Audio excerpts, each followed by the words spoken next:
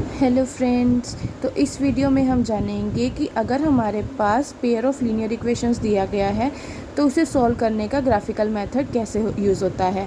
हमारे for example हम लेकर चलते हैं, check graphically whether the pair of equations is consistent, if so solve them graphically. हमें ये बताना है कि जो हमें पेयर ऑफ इक्वेशंस दिया गया है क्या ये कंसिस्टेंट है, अगर है तो हमें इसे ग्राफिकली सॉल्व करना है। अब हमारे पास दो पेयर ऑफ इक्वेशन दिए गए हैं, तो हम इसे मान लेते हैं फर्स्ट इक्वेशन और इसे हम मान लेते हैं सेकंड इक्वेशन। इनको ग्राफिकली सॉल्व करने के लिए हम इनके लिए दो अलग अलग बॉक्सेस बनाएंगे जिनमें हम x और y की वैल्यू पुट करेंगे। ये हम फर्स्ट इक्वेशन के लिए इसको यूज़ करेंगे और सेकंड जो बॉक्स हम बनाएंगे हम इसे सेकंड इक्वेशन के लिए यूज़ करेंगे।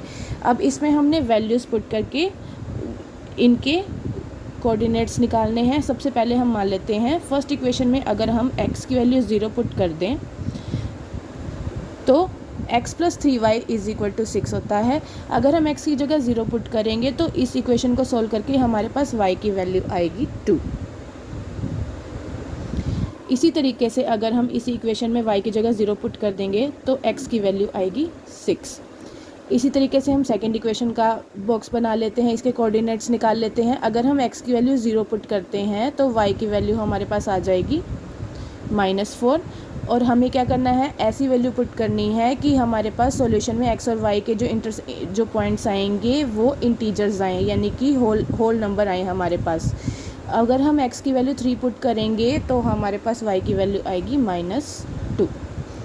अब हम क्या करेंगे, इसका ग्राफ बनाना स्टार्ट करेंगे। सबसे पहले हमारे पास कोऑर्डिनेट दिए गए हैं, हम इस इक्वेशन का ग्राफ बनाना स्टार्ट करते हैं। x + 3y = 6 का x की जगह है 0 और y की वैल्यू है 2। जब x की वैल्यू 0 है तो हमारा ग्राफ जो बनेगा वो y एक्सिस पर बनेगा। y एक्सिस पर 2 यहाँ पर है, तो ये हमारा पॉइंट बन गया 0 और 2। अब अगले पॉइंट की बनाते हैं, x की वैल्यू है 6 और y की वैल्यू है 0, तो हमारा जो ग्राफ बनेगा वो x एक्सिस पे बनेगा जो है 6। ये हमारा बन जाएगा 6 0। इसे हमने यहाँ पर क्यों ड्रॉ किया है, क्योंकि x की वैल्यू तो है हमारे पास, लेकिन y एक्सिस जो हमारे पास y की वैल्यू है यहाँ पर 0 है, तो इसलिए हम y एक्सिस पे इसको नहीं ड्रॉ करेंगे। तो वो हम क्या करते हैं, बस इन दोनों लाइंस को हम आपस में ज्वाइन कर देते हैं। तो ये हमारा फर्स्ट इक्वेशन का ग्राफ बन गया। अब बढ़ते हैं सेकंड इक्वेशन की तरफ। हमने x की वैल्यू 0 रखी है और y की वैल्यू -4 रखी है, तो ये हमारे पास आ जाएगा। क्योंकि x की वैल्यू 0 थी तो इसके एक्सिस जो बनेंगे, जो हम पॉइंट ड्रॉ करेंगे वो y एक्सिस पे बनाएंगे। और इसी तरीके से x की वैल्यू 3 और यहाँ पर x और y दोनों जगह पर वैल्यू है, x की जगह 3 है और y की वैल्यू है -2, तो ये दोनों पॉइंट्स आपस में जिस जगह पर आकर मिलेंगे वो हमारे इसका ग्राफ ड्रॉ हो जाएगा। 3 और -2 का जो हमारा पॉइंट बनेगा वो यहाँ पर बनेगा।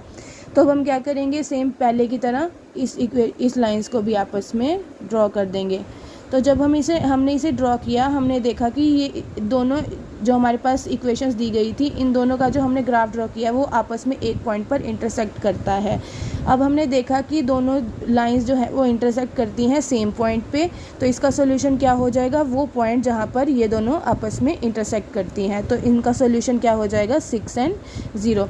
अब हमने देखा कंसिस्टेंट होने के लिए क्या करना होता है, दोनों लाइंस का एक जगह पर इंटरसेक्ट होना ज़रूरी होता है, तो इसलिए हमारे पास जो गिवन पेयर ऑफ इक्वेशंस है वो कंसिस्टेंट है।